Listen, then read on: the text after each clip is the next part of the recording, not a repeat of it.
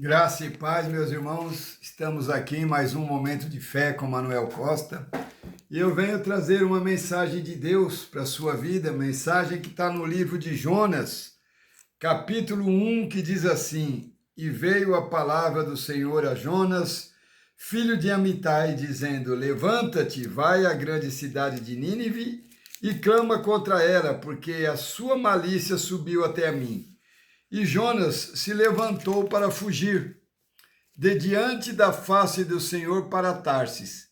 E descendo a Jope, achou um navio que ia para Tarsis. Pagou, pois, a sua passagem e desceu para dentro dele, para ir com eles para Tarsis, diante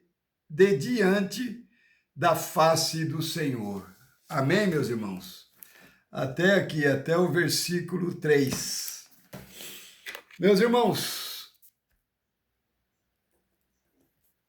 aqui, os marinheiros, eles descobriram que Jonas estava em desobediência a Deus quando lançaram sorte e perceberam que Jonas estava para mais no navio e estava em desacordo.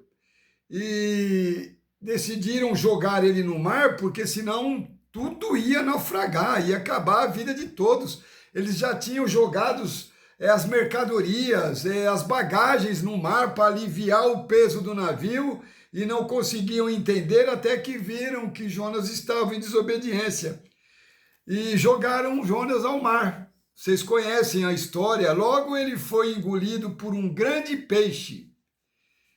Depois ele se arrependeu e voltou atrás, obedecendo a palavra do Senhor. Mas aqui fica uma lição de vida para nós, né? Algumas lições de vida para nós. Aqui diz que você pode até fugir da presença de Deus, mas não pode fugir do seu propósito. Então, o Jonas achou que fugindo, que indo para outro lado de onde Deus tinha mandado ele não teria mais problemas, pelo contrário.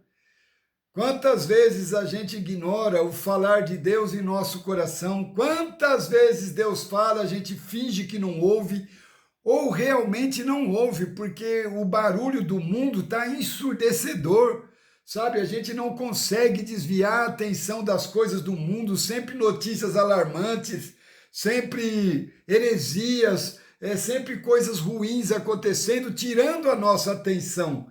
Mas Deus nunca deixa de falar ao nosso coração.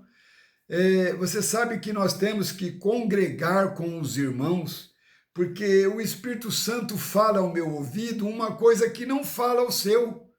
Para você é diferente, para o outro irmão é diferente. E se nós queremos viver a plenitude de Deus, nós temos que estar conectados um ao outro, porque amplia a nossa visão de Deus. Deus vai se completando como um todo, juntando um pedacinho em mim, um pedacinho em você, um pedacinho no outro irmão. Consegue entender?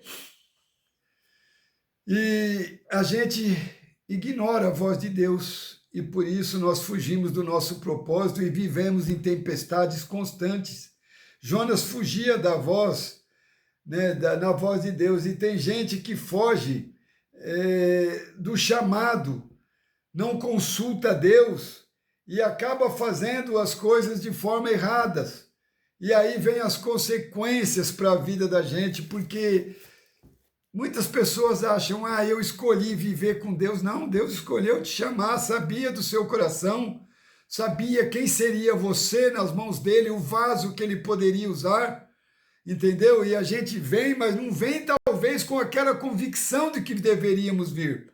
E por isso nós padecemos. A palavra de Deus diz que muitos iriam padecer pela falta de entendimento. Então nós temos que buscar o entendimento.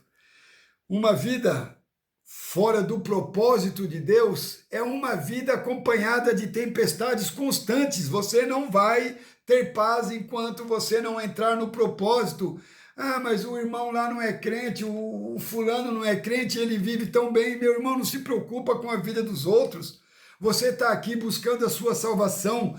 para você, para sua família, para sua casa. Lembre daquela palavra: eu e a minha casa serviremos ao Senhor. Então, se você aceitou o chamado, se você se propôs a ouvir a palavra de Deus, você tem que viver uma vida no propósito, porque senão você não vai suportar de tantas tempestades que vai vir para a sua vida. Jonas, fora do propósito, ele perdeu a viagem, perdeu o tempo, perdeu o dinheiro. Jonas perdeu tudo, ele perdeu a viagem, perdeu o tempo e perdeu o dinheiro. Então preste atenção na sua vida. Se estiver fora do propósito, você vai ter que ficar lidando com percas também, porque faz parte. Ou você vive aquilo que Deus tem para a sua vida, ou você vai viver uma vida de percas constantes. E eu digo isso com experiência própria. Sabe, o tempo todo eu vivendo fora do propósito, não querendo ouvir a voz de Deus, desviando o pensamento, e a minha vida foi uma queda total. Graças a Deus o peixe estava lá me esperando também. Né? Então, na direção de Deus, há provisão.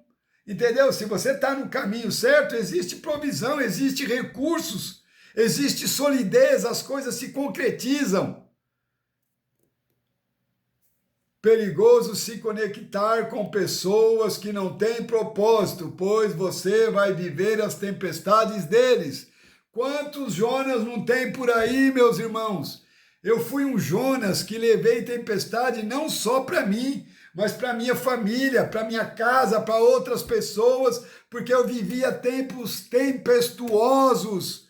Eu não queria ouvir Deus falando, eu não queria, eu achava que se eu ajoelhasse, orasse, falasse com Deus e fosse para a igreja no domingo, amém, era disso que eu precisava. É engano total. Nós temos que multiplicar o evangelho, né? A palavra de Deus diz: ide e levai o evangelho a toda criatura. A palavra tem que chegar a todos, não é só você que merece ter oportunidade. Todos têm que ter essa oportunidade que você está tendo hoje. Então compartilhe essa palavra. Se você vê lucidez nela, compartilhe essa palavra. Ajude a chegar a outras pessoas. Todos quase morreram na tempestade por causa de Jonas. Cuidado com quem você se conecta, pois os Jonas estão por aí. Fica ligeiro, viu que tem tempestade? Ou aconselha esse irmão a entrar no propósito, ou saia de perto, porque senão, se afundar, você vai junto.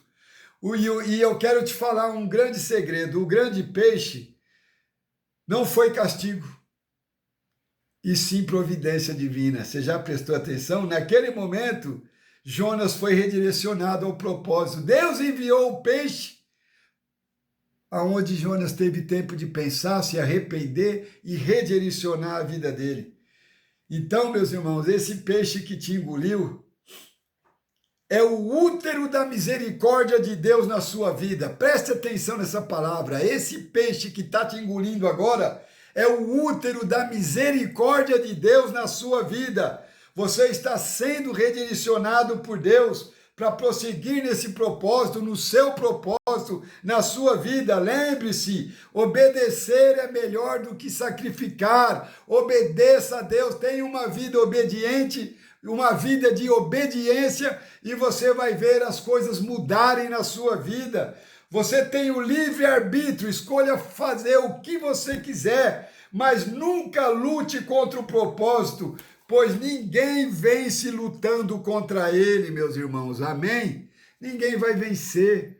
Então, viva o propósito de Deus. Ah, mas eu não consigo me alinhar, eu também, não é fácil não, viu? Porque o inimigo, ele quer desviar a sua atenção. Mas quando você entra no propósito, você vive um novo momento. Mesmo que tudo parece ser repetido todos os dias, mas o seu interior já está diferente. E quando o seu interior está diferente, você atrai coisas novas. Lembra que Deus falou que faria coisas novas nas nossas vidas? Pois é essas coisas novas que Ele quer fazer na minha vida, na sua vida, na nossa vida.